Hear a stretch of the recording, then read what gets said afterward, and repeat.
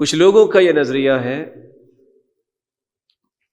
کہ والد بھی ہے اور والدہ، ان دونوں میں سے کس کے ساتھ نیکی زیادہ کی جائے، کس کی بات مانی جائے۔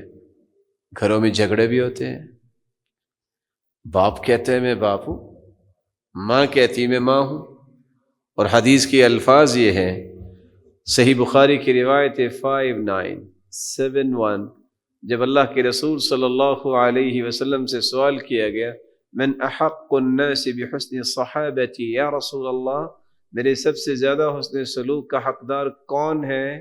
قال امک، آپ کی والدہ گرامی۔ قلت ثم من، پھر کون؟ قال امک، آپ کی والدہ گرامی۔ قلت ثم من، پھر کون؟ قال امک، تمہاری والدہ گرامی۔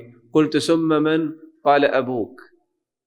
3 مرتبہ ماں کا تذکرہ کیا اور چوتھی مرتبہ والد کا تذکرہ کیا۔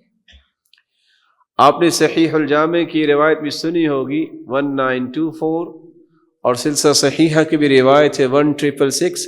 آپ صلی اللہ علیہ وسلم نے فرمایا ان اللہ یوصیکم بامہاتکم ثلاثا، اللہ ذوالجلال ماؤں کے ساتھ حسن سلوک کرنے کا 3 مرتبہ وصیت کرتے ہیں۔ ان اللہ یوصیکم بامہاتکم ثلاثا، پھر فرمایا ان اللہ یوصیکم بآبائکم، پھر اللہ اس بات کا بھی حکم دیتے ہیں کہ اپنے والد کے ساتھ بھی اچھا برتاؤ کرو۔ پھر فرمایا ان اللہ یوصیکم بالاقرب فالاقرب، پھر جو اس کے قریب ہے، جو اس کے قریب ہے، اسی طرح رشتہ داروں کے ساتھ حسن سلوک کرو۔ باپ کو اللہ ذوالجلال کے پیغمبر نے جنت کا درمیانہ دروازہ کہہ دیا، ماں کے قدموں کے ساتھ جنت کو جوڑ دیا کہ یہ اگر خدمت کرے گا تو جنت ملے گی۔ اب ایک گھر میں ماں بھی ہے اور باپ بھی ہے، ایک نیکی کا حکم دیتا ہے، دوسرا بھی نیکی کا حکم دیتا ہے، اچھا کس کی بات ماننی چاہیے؟ دونوں نیکی کا حکم بتائیے۔ دلائل تو کہتے ہیں کہ ماں کے تو 3 حق ہوئے اور باپ کا 1 حق۔ الفاظ تو نہیں میں بولنا چاہتا تھا، لیکن صرف سمجھانے کے لیے، یہ ان یورپین مزاج لوگوں کے بارے میں ایک بہت بڑی چپیڑ ہے یہ حدیث، جو کہتے ہیں کہ عورت کو اسلام نے حق نہیں دیا۔ عورت کے کتنے حق بیان ہوئے ہیں اور مرد کے؟ عورت قتل ہو جائے تو خاوند کو دیت کتنی ملے گی؟ 50 اونٹ۔ خاوند قتل ہو جائے تو عورت کو دیت کتنی ملے گی؟ 100 اونٹ۔ کس کا خیال کیا شریعت نے؟ بولیے، پھر کیسے اسلام نے عورت کا خیال نہیں کیا؟ اس لیے کہتے ہیں کیونکہ وہ دین سے نابلد ہیں، ان کو پتہ ہی نہیں ہے۔ گھر میں نیکی کی بات ہے، والد بھی کرتا ہے، والدہ بھی، کس کی بات مانیں گے؟ دونوں نیکی کے کام کر سکتے ہیں، دونوں کر لو، لیکن اگر ایک کہتا ہے یہ کرو، دوسرا کہتا ہے یہ کرو، تو کس کی بات مانیں گے؟ کون بتائے گا آپ میں سے؟ جی، کس کی بات مانیں گے؟ والدہ کی۔ کیوں؟ یہی بات میں سمجھانا چاہ رہا ہوں، ماں اور باپ جب دونوں ہی ایک بات کہیں گے تو باپ کی بات مانی جائے گی۔ کیوں؟ اس کی توجیہ سمجھیے۔ باپ بھی ہے اور والدہ گرامی کا شوہر بھی ہے، خاوند بھی، ایسا ہی ہے۔ آپ کو بھی باپ کی بات ماننے کا حکم الگ احادیث میں موجود ہے۔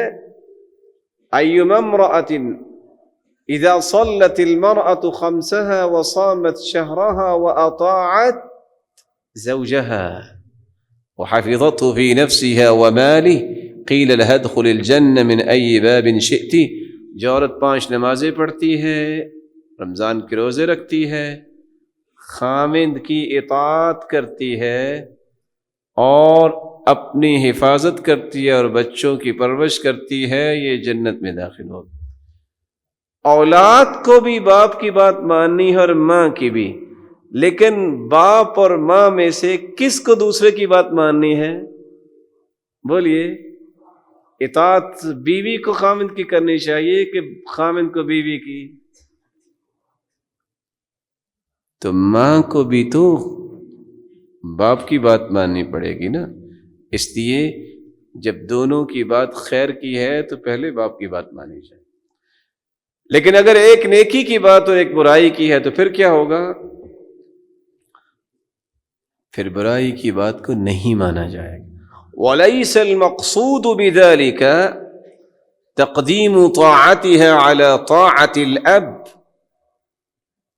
ان حدیثوں کا یہ مطلب نہیں ہے کہ والد کی اطاعت سے ماں کی اطاعت کو مقدم کیا جائے گا۔ فَإِنَّ طَاعَةَ الْوَالِدِ مُقَدَّمَةٌ، باپ کی اطاعت مقدم ہے۔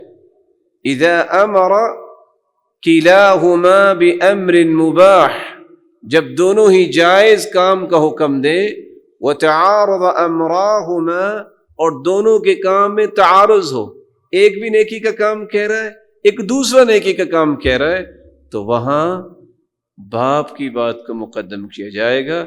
وذلك لأن الأمة هي نفسها ملزمة بطاعة زوجها الذي هو الأب، اس لیے باپ کی بات کو مانا جائے گا کیونکہ بیوی بھی اس بات کی شرعاً پابند ہے کہ اپنے خامند کی بات مانے۔ وَأَمَّا إِذَا أَمَرَ أَحَدُهُمَا بِطَاعَةِ اللَّهِ وَالْآخَرُ بِمَعْصِيَةِ اللَّهِ، اگر والدین میں سے ایک نیکی کا حکم دے ایک برائی کا، فَتَجِبُ طَاعَةُ الْأَوَّلِ، تو نیکی والے کی بات مانی جائے گی، وہ باپ کو یہ ماں۔ رسول اکرم صلی اللہ علیہ وسلم سے سوال کیا گیا، یہاں ایک اور بات بھی سمجھنے والی ہے۔ گھروں میں لڑائی کا سبب کیا ہوتا ہے؟ میری بیوی یہ کہتی ہے، میری ماں یہ کہتی ہے۔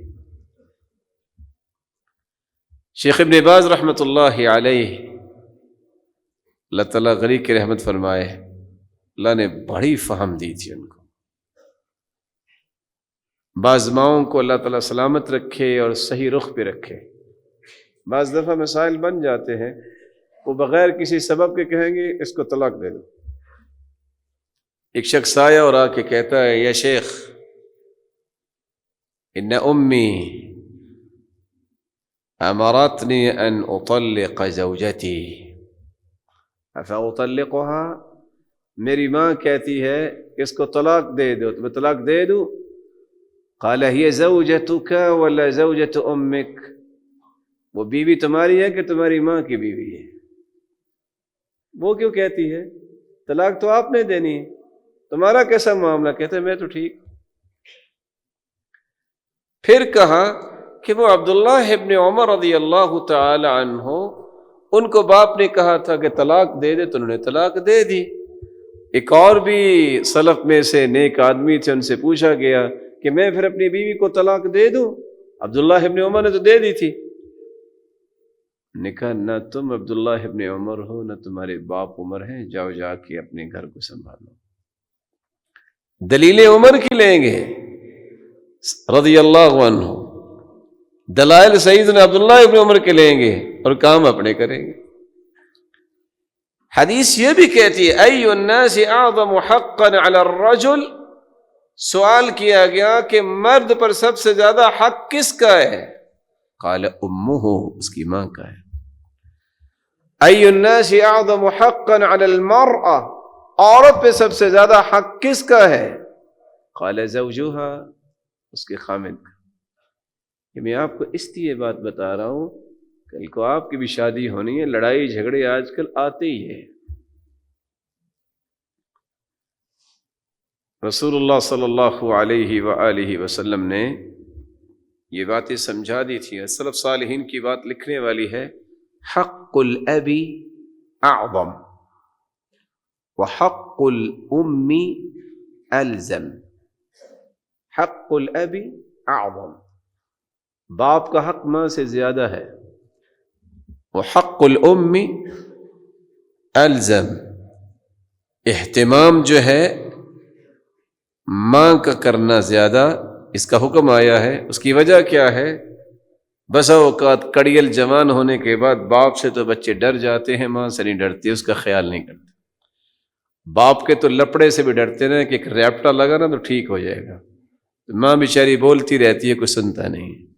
اس لیے ماں نے جو مشقتیں ہیں صحیح ہیں اس کے بدلے میں، اور جو ماں نے پرورش میں اور اس کی رضاعت میں اور اس کے حمل میں اور اس کی تربیت میں جو وقت لگایا ہے، اس کا تقاضا یہ ہے کہ اس کی تاکید کی جاتی ہے، اور شریعت نے ایسا ہی کیا ہے۔ اس لیے اللہ کے رسول صلی اللہ علیہ وسلم نے ایک نہیں 3 مرتبہ اس بات کا حکم دیا، امک امک امک۔ بعض چیزیں اتفاق سے سمجھنے سمجھانے کے لیے بھی عرب کیا کرتے ہیں، تو عربوں کا مزاج ایسا نہیں ہے نا جو آج پاکستان میں۔ یہاں تو کوشش ہوتی ہے نا کہ ماں صرف سوتے وقت ہی بچے کو پاس رکھے گی، باقی بیچارہ یہ مرد ہی اٹھائے گا۔ تو عرب کیا کہتے ہیں؟ امک امک امک، 3 مرتبہ تم اٹھاؤ نا، 4تھی مرتبہ میں بھی اٹھا دوں گا۔ 3 مرتبہ آیا نا۔ ادب و آداب جو ہیں یہ والدین سکھایا کرتے ہیں، اور تربیت جو کرنے والی چیز ہے یہ ماں کی ذمہ داری ہے کہ اس نے کھانا کیسے کھانا ہے، اس نے اٹھنا کیسے ہے، اس نے بیٹھنا کیسے ہے۔ لیکن مجالس میں اور دیگر ادب و آداب یہ والد کی ذمہ داری ہوتی ہے۔ انشاءاللہ اگلی مجلس میں ہم بقیہ گفتگو پیش کریں گے۔ اللہ ذوالجلال سے دعا ہے کہ اللہ ذوالجلال ہمیں والدین کی نعمت کی قدر کرنے کی توفیق عطا فرمائے، اور جن کے والدین دنیا سے جا چکے ہیں اللہ ذوالجلال ان کو غریق رحمت فرمائے اور ان کے ساتھ جنت میں جمع فرمائے۔